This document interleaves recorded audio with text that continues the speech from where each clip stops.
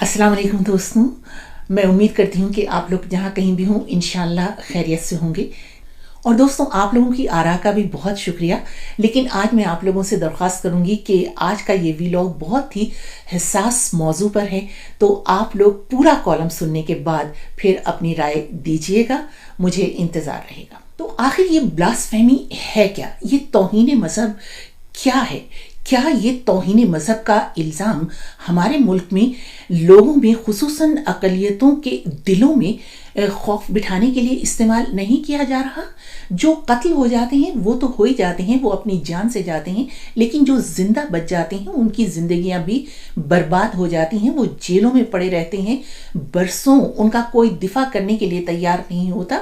अगर कोई वकील उनका केस ले भी ले तो ऐसे कई वाकयात हुए हैं कि उन वकीलों को भी गोलियों से छलनी कर दिया गया है। तो ये जो है, इस किस्म की तौहीन मज़हब के इल्ज़ामात के तहत इस तरह से कत्ल व गारत गरी, क्या कुरान शरीफ में जो इस्लाम का मंबा है इसका कोई जिक्र है? इस बारे में एक बहुत ही जय्यद इस्लामी स्कॉलर जावेद गामदी कि अल्लाह ताला ने कुरान मजीद में ये साफ साफ ऐलान कर दिया है, किसी इंसान की जान दो सूरतों के सिवा ली ही नहीं जा सकती। यानी कुरान मजीद के अल्फाज हैं, मन कतला नफ्सन बगैर नफ्सिन और फसादिन फिल अर्ज़ फकान्नमा कतल अन्नास जमिया। दो ही सूरतें हैं जिनमें तुम किसी शख्स की जान ले सकते हो। एक ये कि उसने किसी को कत्ल कर दिया और किसास में उसको कत्ल किया जा रहा है। दूसरे ये कि वो फसाद बर्पा करने के लिए उठ खड़ा हुआ, वो लोगों की जान माल आबरू के दरपे हो गया, उसने डाके डालने शुरू कर दिए, वो औरतों की अस्मत दरी करने के लिए निकल खड़ा हुआ।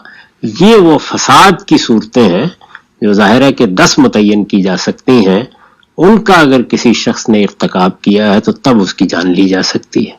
तो ये दो सूरतें कुरान मजीद ने बिल्कुल मुतय्यन कर दी हैं।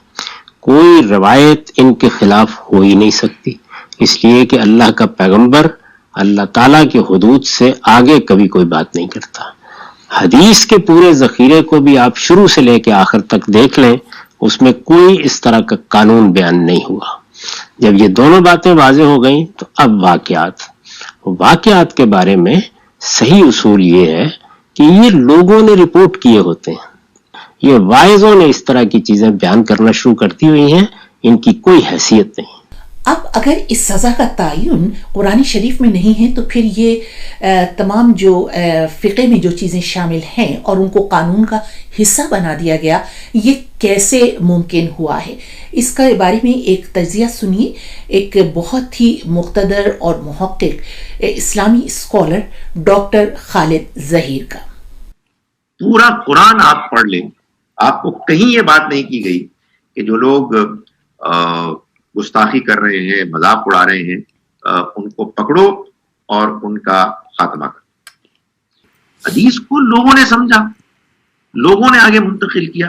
और सबसे बड़ी बात देखिए, पहली 2 सदियों में हदीस की किताबें थी नहीं, किसी के पास कोई हदीस थी, किसी के पास कोई हदीस थी। अगर आप कहेंगे कि इमाम बुखारी, इमाम मुस्लिम ने बड़ा जबरदस्त कमाल किया, मैं कहता हूँ बड़ा कमाल किया, तो फिर भाई ये कमाल 2 सदियों में तो नहीं था, सब पहली 2 सदियों में। उस वक्त क्या हो रहा था? उस वक्त पूरा दीन था। ये दीन की वजाहतें हैं। फिक़ह बड़ी नेचुरल चीज है। जब भी उलमा गौर करेंगे तो ओपिनियंस तो फॉर्म करेंगे। हमारे यहाँ ये बाकायदा फलसफा नजरिया बन गया कि हम लोग, बाद के दौर के लोग, इल्म में भी और तक़वे में भी उनके मुकाबले में बौने हैं। इसलिए हमें उनकी ओपिनियंस को आंखें बंद करके फॉलो करना है, बगैर दलील मांगे फॉलो करना है। यह है सबसे बड़ा जुल्म। अगर आपके दीन में क्रिटिकल थिंकिंग का दरवाजा खुला रहता, अगर ये दरवाजा खुला रहता तो कभी ये प्रॉब्लम ना होती। एक मर्तबा इंसान की अक्ल खोल दे और मैं मुजाहिदीन से बात करूं, तुम्हारा रब तुम्हारी किताब में कहता है कि तुम एक बंदे को मारोगे तो गोया कि पूरी इंसानियत को मार दोगे, और तुम जाके बंदे मार रहे हो। तो पहले तुम अपना ईमान तो ठीक करो, بدلے بعد میں مار لینا. یعنی بات تو پہلے سمجھو. میں اس لیے کہتا ہوں کہ جو لوگ مذہبی جنونی ہوتے ہیں نا، ایکسٹریمسٹ ہوتے ہیں، ان کا سب سے بڑا حملہ انسانی عقل پر ہوتا ہے. اس کو سوچنے سے محروم کر دو. اور اس کا طریقہ کیا؟ ڈرا دو، خوف زدہ کر دو. تم نے اگر گستاخی کی تو تم تو مار دیے جاؤ گے. سوال کرنا بھی گستاخی ہے. تو قرآن پڑھتے ہیں، یعنی میں کیا ہے پاپ نکالوں گا، میرا تو نکلتا ہی نہیں، جو وہ نکالتے ہیں الحمدللہ. لیکن اس کا مفہوم کیا ہے، قرآن کہہ کیا رہا ہے، اس سے مسلمانوں کو کوئی دلچسپی نہیں. اس لیے کہ مسلمان دین سیکھتا ہے حدیث سے، فقہ سے، علماء کی اوپینین سے. تو یہ تھے اسلامی اسکالر ڈاکٹر خالد ظہیر.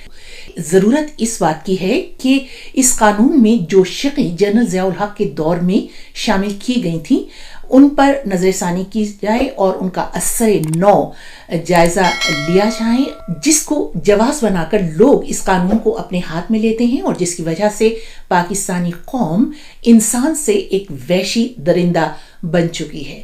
بقول جان ایلیا، کہیں باہر سے نہیں گھر سے اٹھا ہے فتنہ. آپ لوگوں کی رائے کا انتظار رہے گا. خدا حافظ.